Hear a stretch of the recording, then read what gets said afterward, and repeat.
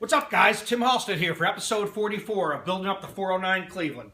Welcome to my little area here where I do all the head work. Not to let it do a lot of head work, but this is where I'm working. I like this little workbench. I said that before. I have a nice light here. It's a good level. I also build my trannies on here. I have a nice hole cut in here so I can mount the tranny in here when I'm building that. But let me run into where we're at. This video is basically just to kind of show you how the basics of setting up a cylinder head, the spring pressures, the installed height.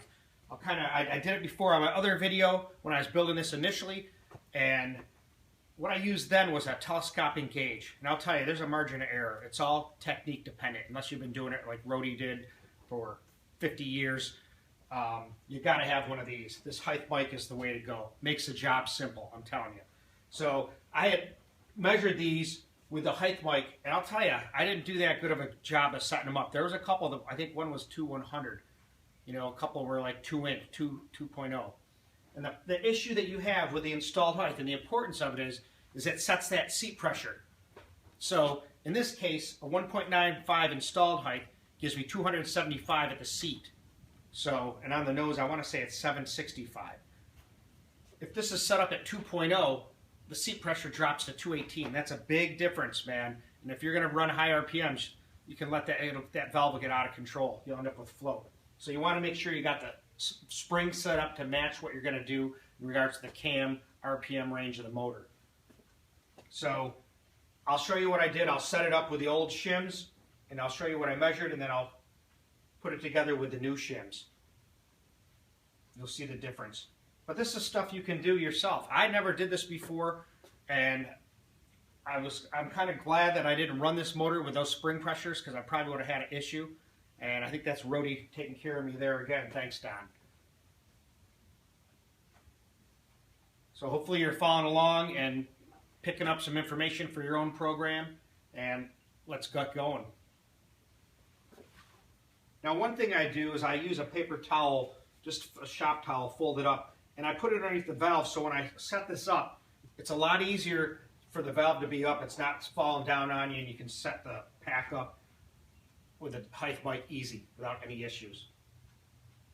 What I'll do now is I'll put on the original shim pack, and we'll measure it. So I had the valve all set up with that paper towel underneath there to keep it up. Retainers on the mic. Put the keepers on. After you handle them a few times, you get used to how they like to be set in there. You can do it pretty quick. And then when I put this down, I like to have it so it's all in the same area, meaning the scale is all easy to read where I'm sitting here with this little bench here, so I can see it head on. Let me put my glasses on. So looking at it now, we're at like almost 2. Right there's 2.0, 2 inches. Now I'd measured this once before, and I had one time I measured it at 2/100. But you know what? It's all about technique too with this. You got to make sure it's in there, make sure it's centered, and then make sure it's tight. And this measures about a little over 2.0, almost 2.05 here.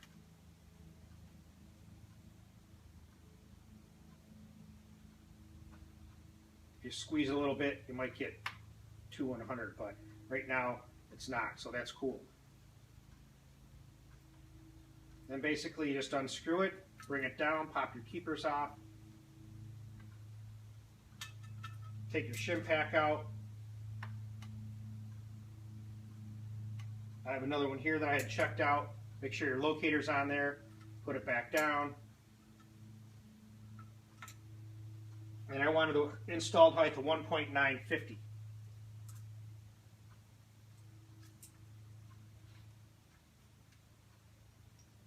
So the scales here where I can read it will come up. Right there's 9. 25, 30, 35, 40, 45. There's 50. 1.950. Just like what I want. Now, can I go a little bit tighter? Yeah, I can. There's 55. So am I going to be able to get that to be 50? I don't know. Going through these shims, like I said, they're not all the same sizes. Sometimes if you mic them, you might be able to get it closer. To me, that's probably damn close. considering what it was. That's within specs. So we're going to call it good. Now, knowing how I am, sometimes I'll probably, if I get time, when I get everything done, I'll go down through it and start over and measure it again with the different shims that I didn't use from previously, in case I wanted to change the shim pack with what I have, the new ones that came in, what did I say, 15, 30, and 60 thousandths. So I'm going to set that aside, and I'll put that in the bag for number 1 intake. Because right now, I'm good with that.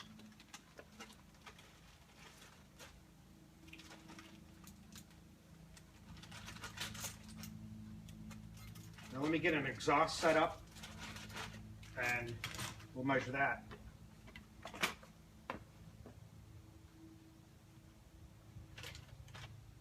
Try not to have a huge mess here.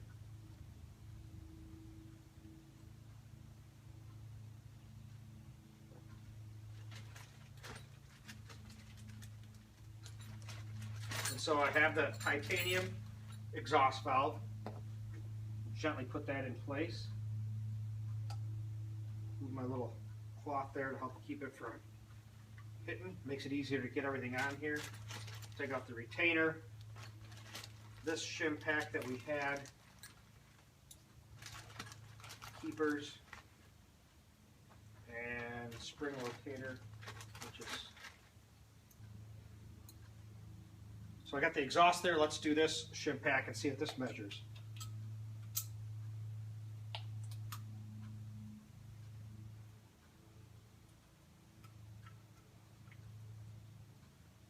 Like I said, I like it in the same spot every time so I can measure it in the same place. So there's 9, 10, 20, 30, 40, 50, where we'd like to be, 60, 70, 80, 90. That's like 2.0. And you can be tight with that gauge because just think about the pressure that valve spring's putting on that retainer and everything else in that shim pack. So about 2.0, and that's what we're going to call it. So that's not what we want for installed height at 1.95. And I think he gave me a range of, I think I wrote it down here, 1.945 to 1.955. Try to keep it in that window. Like I said, use your magnet.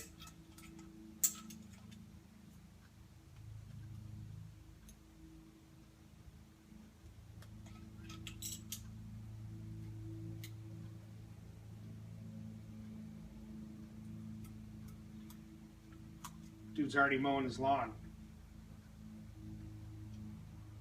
It's pretty cool. So here we are again. We're coming up with a gauge. So hopefully you can see me good. I'll bring the camera down. But that's 8. Let's get to 9. There's 9. 9, 10, 20, 30, 40, 45. I'll tell you, maybe 945.1, but that's kind of within range. Am I going to get it to 950? I don't know. I could try messing around with shims and seeing, and then it comes down to what do you want to do as far as time goes. You know, with my hand pushed on here, I bet you the spring's going to bring it back a couple thousandths more against that. It'll be probably right on 950. Check it out. So hopefully you can see that. So you saw that. You can see that it's pretty darn close to 1.950. I'm good with that. Will I check it again? Who knows? I don't know if I will. I kind of want to get things done. Once I get the head set up, then I'm going to move it to the block, and then I'm going to start working with the mid-lift rocker arm geometry that Russ Saliba told me about. So hopefully I can do that, and I'll finish tightening up the rods. The lube should be here tomorrow. I can take and retorque all the rod bolts using the bolt stretch method as I showed you before, so you can get a look at that. I appreciate everybody that's tuning in, checking this out. I'm kind of getting down to the wire. I wanted to be done by 4/11. Obviously, I probably won't make that, but I'm not in a rush. It's my daughter's 5th birthday, and I'm not supposed to be out in the garage very long. but I'm not in a hurry. With the coronavirus, things are not going to be on time. They probably already canceled the track. I should call them and find out, but I'm pretty sure they extended the time of this quarantine, so I doubt they're going to have any opening day racing. So, but either way, regardless, I'm trying to keep on my own schedule that makes it comfortable for me to get things done. I talked to Todd Quinn yesterday. He's all up for the dyno. We talked about doing the Scott Cook Air Supremacy intake and comparing it to the one that Morgan ported with that anti-reversion plate that's built into it. That'd be a kind of a cool test. He's pumped for this, and so am I. Appreciate all the sponsors that hooked me up. Patrick from Pro Systems, Orm Brothers, and Smith Brothers push rods. Guys, I'm working on this to get this set up so I can get it on there and get the push rod length measured. So again, I hope you guys got something from this with showing you how to do the rod bolt stretch method of tightening the rod bolts rather than just torquing them. It's not that hard. The gauge is pretty cheap. Then you know you're getting that clamp force on that rod bolt. Because think about those forces going down and going up, man. Nothing like the crank just spinning or the head gasket just being clamped on. You know, those are reciprocating forces. Think about that. And like I said, give a shout out to Brian Gilchrist, who hooked me up with the rotating crank and the rods for the DragBoss, and also Tom Molnar. Thanks for talking to me and putting me on the right path with the rod bolt stretch. Well, let me say, I'll just kind of add this on to the end of the video. That's customer service. I talked to Tom yesterday. Today's the 1st. Look at this. Now, this wasn't free to ship. This cost some money to send this to me, so thank you, Tom. I appreciate that.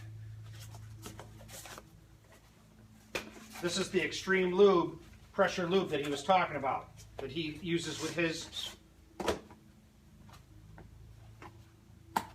rods. He sends it with him.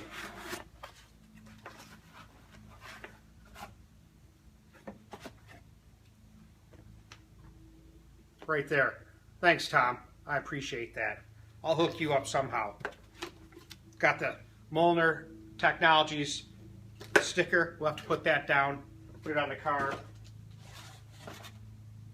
There again, that's what I'm talking about. That's customer service. You don't get that from Jags or Summit. You get it from people that care about what you're doing and want to put their effort into your project. Check it out. Catalog. We don't get catalogs like these anymore since we have the internet, but it's pretty cool to be able to look at stuff and say, hey, this is what it looks like, instead of having to look it up. Thanks, Molnar Technologies. I appreciate it. Stay tuned.